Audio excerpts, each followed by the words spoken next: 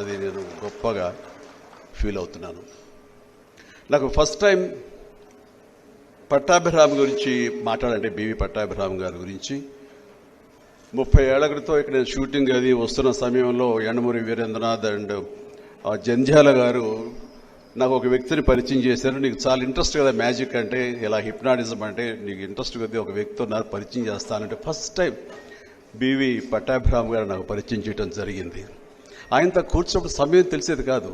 నాకు ఉన్నటువంటి ఆ మ్యాజిక్ ఇంట్రెస్ట్ కానివ్వండి, హిప్నటైజ్ చేయాలన్న కోరిక కానివ్వండి, ఇవన్నీ కూడా చూపిస్తూ ఆ తర్వాత ఆయనతోటి మాట్లాడుతుంటే ఇన్ డెప్త్ ఏమిటి ఆయన అంటే కనుక ఆయన ఒక పర్సనాలిటీ డెవలప్మెంట్ కోర్స్, మనుషులు ఎలా నడుచుకోవాలి, మన కర్తవ్యాలు కానీ మన ధ్యేయాలు కానీ ఏ రకంగా మనం నిర్దేశించుకోవాలి, వాటిని అధిగమించడానికి వాటిని సాధించుకోవడానికి మన లైఫ్ స్టైల్ ఎలా మార్చుకోవాలి, మన మనస్తత్వం ఎలా మార్చుకోవాలి, మన దారి ఎలా ఏర్పరచుకోవాలనే దాని మీద సుదీర్ఘంగా మాట్లాడుతుంటే ఫస్ట్ టైం ఒక వ్యక్తిత్వ వికాసం గురించి మాట్లాడటం వినటం ఫస్ట్ టైం నాకు. అప్పటిదాకా నాకు అదో సబ్జెక్టు ఆ రకంగా చెబుతారని తెలియదు. ఏదో పిచ్చివాళ్ళని బాగు చేయడానికి సైకాట్రిస్టులు ఉంటారు, సైకాలజిస్టులు ఉంటారు అనుకున్నాను తప్ప తెలియదు.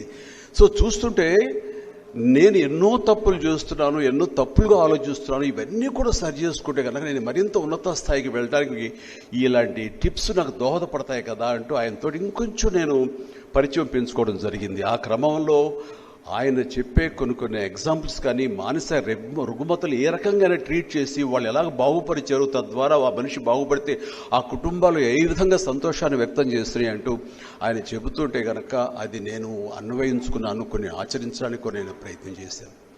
ఆ రకమైనటువంటి చక్కటి పరిచయం ఉంది. ఆయనతో ఆయన పుస్తకాలు అవి అప్పుడప్పుడు చదువుతుంటున్నాను.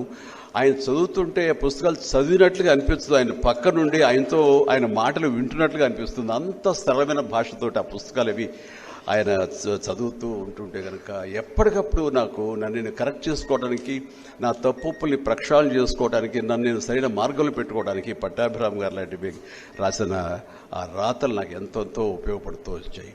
అలాంటి వ్యక్తికి సంబంధించినటువంటి ఈ ఒక అవార్డుని ఇవ్వాలి అన్న ఆలోచనకి విజయ్ కుమార్ గారిని నేను మనస్ఫూర్తిగా అభినందిస్తాను. ఆ సలహా ఇచ్చినటువంటి రామచంద్రమూర్తి గారిని కూడా నేను అభినందించక తప్పదు. ఎందుకంటే ఒక మనిషి ఏమిటంటే మనిషి మన దగ్గర మన మధ్యలో లేనప్పుడు ఆయన విలువ మరింత తెలుస్తుంది. భావితరాలకి వాళ్ళ గురించి మనం చెబితే కనుక వాళ్ళు మరింత ప్రభావితం అయ్యి వాళ్ళ జీవితాన్ని మరింత సార్థకం చేసుకోవడానికి ఎంతో ఉపయోగపడుతుంది. ఆ రకమైనటువంటి ఒక సేవ చేస్తున్నటువంటి పట్టాభిరామ్ గారి పేరుకు సంబంధించి వారిని మనస్ఫూర్తిగా అభినందించాలి. అయితే ఇక్కడ సతీష్ రెడ్డి గారు మిత్రులు, ఆయన చాలా సామాన్యమైన ఉంటారు. ఆయన గొప్పతనం ఆయనకి తెలియదు అనిపిస్తుంటుంది. ఆయనతో సంభాషిస్తున్నా, ఆయనతో కూర్చుంటున్నా సరే ఒక గొప్ప వ్యక్తి. ఎందుకంటే గ్రేట్నెస్ లైస్ ఇన్ సింప్లిసిటీ అంటారు. దానికి ప్రత్యక్ష నిదర్శనం సతీష్ రెడ్డి గారు. దాదాపు 2018లో అనుకుంటా ఒక రవీంద్ర భారతిలో ఒక ఫంక్షన్ జరుగుతుండగా నేను నా పక్కనేమో వెంకయ్యనాయుడు గారు ఉన్నారు. మాట్లాడుతున్న సమయంలో ఆయన సడన్గా ఏదో ఫోన్ వస్తేను ఎవరో పిలిస్తే చెవులు ఏదో చెప్తే గబుకుని పక్కకి వెళ్ళారు, మళ్ళీ వచ్చారు. నేను చూసి చాలా హ్యాపీగా కనిపించారు. ఆయన ఏంటంటే నన్ను సంతోషంగా ఉన్నారని. ఏమి లేదు, మన నెల్లూరు వాస్తవ్యుడు మన కుర్రోడు డిఆర్డిఓకి చైర్మన్ అయ్యాడు, చాలా సంతోషంగా ఉంది అన్నారు.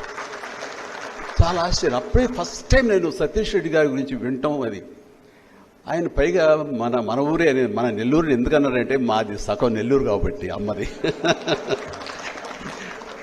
నాకు చాలా సంతోషం అనిపిస్తుంది. అవునండి అని. అప్పటి నుంచి సతీష్ రెడ్డి గారు కానీ ఆయన ఏంటి, ఏ రకమైన ఏ రేంజ్ శాస్త్రవేత్త, ఆయన ఇంత స్థాయికి చిన్న వయసులో ఈ స్థాయికి రావడానికి ఏమీ దోహదపడి అనడానికి నేను ఆయన అబ్జర్వ్ చేస్తూ ఆయన తెలుసుకుంటూ ఉంటే కనుక నాకు మిసైల్ మ్యాన్ అబ్దుల్ కలాం గారితో నాకు వ్యక్తిగతంగా పరిచయం ఉంది.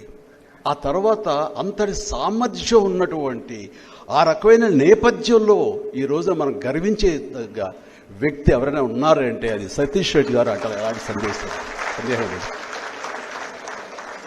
చాలా సాదాసీదా రైతు కుటుంబంలో పుట్టి ఒక పల్లెటూరులో జన్మించి 6వ తరగతి వరకు ఎలక్ట్రిక్ లైట్ ఏంటో తెలియకుండా గుడ్డి దీపాలు పెట్టుకుని అక్కడ చదువుకుంటూ, అక్కడ ఏమాత్రం ఎడ్యుకేషన్ సంబంధించి సాదాసీదా చదువులే మనకి. అలాంటి చదువుతూ మన జీవితం ఇంతేలే, ఇక్కడే ఉండిపోవాలి, ఇలాగే సాగిపోవాలి అనే ఒక దీని పరిస్థితిలో కాకుండా వాళ్ళ అమ్మగారి కోరికను బాగా చదువుకోవాలి నాన్న, నువ్వు బాగా పైకి రావాలి అన్న అమ్మ కోరికని ప్రభావం దానితో బలంగా లోపల నాటుకుని ఏమైనా సరే నేను సాధించాలి, నాకంటే ఒక ఇది ఏర్పరచుకోవాలి అనే దాని మీద ఆయన అంచెలంచెలు చదువుకుంటూ చదువే ధ్యేయంగా అలా ముందుకు వెళుతూ, ఆ తర్వాత ఆయనకి ఇంట్రెస్ట్ అయినటువంటి ఈ ఫీల్డ్లో ఆయన ఎన్నుకుని అందులో పైకి ఎలా ఎదగాలనే దాని మీద ప్రతి వచ్చిన అవకాశాన్ని దొరకబుచ్చుకుని ఆయన ముందుకు వెళ్ళిన విధానం చూస్తుంటే, ఇదిగో ఈ రోజున మన రాష్ట్రానికే కాదు, మన తెలుగు వాళ్ళకే కాదు, మన దేశానికి కూడా ఆయన తలమానికంగా ఉండి మన దేశానికి ఒక రక్షణ కవచంలాగా ఏర్పరిచే దిశగా ఆయన వెళ్ళారంటే కనుక అది అత్యద్భుతం. అది మనం గుర్తించడం కాదు, అంతర్జాతీయ స్థాయిలో బ్రిటన్ గవర్నమెంట్ వాళ్ళు కూడా బ్రిటిష్ సొసైటీ ఆఫ్ ఏరోనాటికల్ సొసైటీలో ఆయనకి ఫెలోషిప్ ఇచ్చారన్న, అలాగే అమెరికన్ ఏరోనాటిక్స్ అండ్ ఆస్ట్రోనాటిక్స్ సంబంధించిన గొప్ప అవార్డు వాళ్ళు ఇచ్చారన్న సరే, అది నిజమైనటువంటి కీర్తి, నిజమైనటువంటి ఖ్యాతి. ఆయన సర్వీసెస్ తోటి ఆయన ఏదైతే మిసైల్స్ చేశారో అలాంటివి అగ్ని 5 నుంచి రుద్రం వరకు, అలాగే మిషన్ బాలిస్టిక్ మిషన్స్ దగ్గర నుంచి శక్తి మిషన్ వరకు, అంటే శాటిలైట్స్ను కూడా మనం ఛేదించేటటువంటి ఆ స్థాయి టెక్నాలజీని ఆయన మన దేశానికి, మన భారతదేశానికి అందించారంటే కనుక అది గొప్ప. ఆయన పుణ్యం అంటూ ఆయన చేసిన కృషి మూలంగా, ఆయన మనకు అందించిన టెక్నాలజీ మూలంగా అమెరికా, రష్యా, చైనాల తర్వాత మన దేశం ఆ స్థానం ఆక్రమించి టాప్ 4లో మన దేశం ఈ రోజున రక్షణ సంబంధించి డిఫెన్స్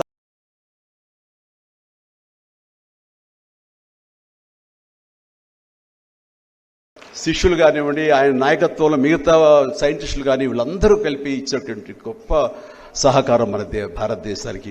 అలాంటి వారి గురించి ఈ మాటలు చెప్పే అవకాశం నాకు లభించడం, ఆయన కూడా మా ఫత్తెకానిపేట వాస్తవ్యులు, నెల్లూరులో అని చెప్పడానికి చాలా గర్వంగా ఉంది. సో చాలా సంతోషం. నేను హాఫ్ అనుకోండి నెల్లూరు, కానీ అలాంటి నెల్లూరు వాళ్ళు చాలా సాధిస్తారు. అందులో నేను కూడా కొంచెం ఆ బాటలో కొంచెం ముందుకెళ్ళి నా ఎంటర్టైన్మెంట్ నేను కొంచెం సాధించగలిగాను. అండ్ ఇది ఇక్కడ పట్టాభిరామ్ గారు ఎప్పుడు 5D అంటారు. ఒకటి duty, devotion, dedication, determination, decision. ఈ 5Ds ఎవరైతే ఫాలో అవుతారో, ఎవరైతే దీన్ని అన్వయించుకుంటారో వాళ్ళు డెఫినెట్గా జీవితంలో అభివృద్ధి సాధిస్తారు, అత్యున్నతమైన స్థాయికి వెళతారంటే అలాంటి సందేహాలు చెబుతుండేవారు. నాకు ఢీకొంటూ చాలా ధీటుగా ముందుకు వెళ్ళారు అంటారు, ఎలాంటి సందేహం లేదు నాకు. అది అనుభవపూర్వకంగా నేను కూడా అదే దిశగా నాకున్న స్థాయిలో, నాకున్న పరిధిలో, నాకున్న ఈ ఎంటర్టైన్మెంట్ ఫీల్డ్లో అదే దిశగా వెళుతున్నాను కాబట్టి నేను అనుభవపూర్వకంగా చెప్పగలను. అలాగే విదురుడు మహాభారతంలో ఏవేవి కొన్ని 6 దుష్టమెన్ బ్యాడ్ క్వాలిటీస్ని వదిలేయాలని చెప్తారు. అది ఒకటి అతి నిద్ర, అలాగే జడత్వం, అలాగే ప్రొకాస్టినేషన్ అంటే పోస్ట్పోన్ చేయటం ఏదైనా ఒక డెసిషన్ తీసుకోవాలంటే, అలాగే సోమరితనం, ఆలస్యం, అలసత్వం, ఇలాంటివన్నీ కూడా ఒక 5-6 ఉన్నాయి. ఈ యొక్క క్వాలిటీస్ని మనం వదులుకుంటే గనక ఖచ్చితంగా ప్రతి ఒక్కళ్ళం కూడా ఈ రోజున సతీష్ రెడ్డి గారి లాగా మన ఈ అవకాశాలు ఉంటాయి మన ఫీల్డ్స్లో. సో ఆయన అధిరోహించినటువంటి ఈ హైట్స్, దానికి ఎంతైనా సరే ఈ యొక్క అవార్డు అర్హులు. ఈ award first time Vijay Kumar నాకు నచ్చింది ఏంటంటే, ఒక అవార్డు పెట్టినప్పుడు ఆ అవార్డు ఎవరికి ఇస్తామనే దాని మీద దాని ప్రతిష్ట ఉంటుంది, దానికి గౌరవం ఉంటుంది. అది కరెక్ట్ అయినటువంటి పర్సన్కి సతీష్ రెడ్డి గారిని ఎంచుకోవడం, సతీష్ రెడ్డి గారికి ఈ అవార్డు అందివ్వటం అన్నది మన పట్టాభిరామ్ గారి అవార్డుని ఒక అవార్డుకి ఒక ప్రత్యేకత వచ్చింది, ఒక గుర్తింపు వచ్చింది. భవిష్యత్తులో కూడా మళ్ళీ విజయ్ కుమార్ గారు ఈ అవార్డు ఎవరికి ఇస్తారు అనేది ఒక క్యూరియాసిటీ అనేది ఏర్పడింది. సో అంత గొప్ప వ్యక్తి యొక్క అవార్డుని ఇంత గొప్ప వ్యక్తికి ఇవ్వటం ద్వారా పట్టాభిరామ్ ఈ అవార్డు ఒక ప్రతిష్ట పొందింది. అంతటి గొప్ప అవార్డు ఫ్యూచర్లో ఇది అలా కొనసాగుతూ ఉండాలని, గొప్ప గొప్ప వాళ్ళని ఎంకరేజ్ చేస్తూ ఉండాలని విజయ్ కుమార్ గారు ఈ అవార్డుకి ఎంపిక చేయడంలో యావత్ భారతదేశంలో గొప్ప గొప్ప పేర్లు తీసుకొచ్చిన వాళ్ళు, ఒక ఎగ్జాంపుల్గా నిలబడిన వాళ్ళు, ఫ్యూచర్ యూత్కి స్ఫూర్తిని అందించే దిశగా ఆ విధంగా మీ వంతు సహకారం చేయాలని అండ్ మనస్ఫూర్తిగా నేను మీరు చేస్తున్న ఈ కార్యక్రమానికి నేను హాజరైనందుకు కానీ నన్ను పిలిచినందుకు నా ధన్యవాదాలు తెలియజేస్తూ, వచ్చిన ప్రతి ఒక్కరికి నా హృదయపూర్వక నమస్కారాలు తెలియజేసుకుంటూ ధన్యవాదాలు తెలుపుకుంటూ సెలవు తీసుకుంటాను. జై హింద్.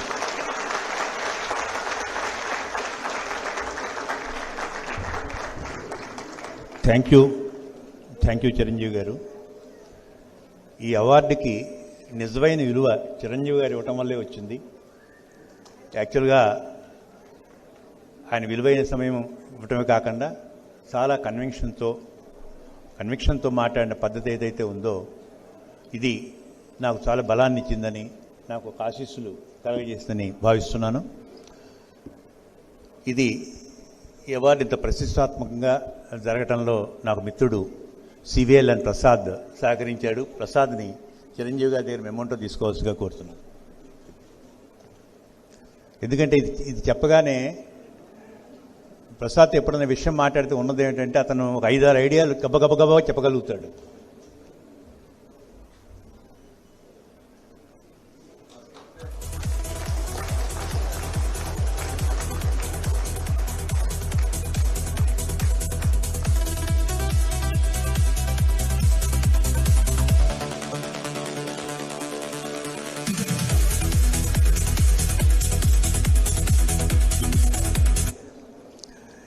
ఇంకో ముఖ్యమైన విషయం ఏంటంటే నాకు సతీష్ రెడ్డి గారిని పరిచయం చేసిన కూడా ప్రసాద్లోనే పరిచయం నాకు. ఇప్పుడు మనందరితో 4 మాటలు పంచుకోవాల్సిందిగా మిత్రుడు సతీష్ రెడ్డి గారిని కోరుతున్నాను.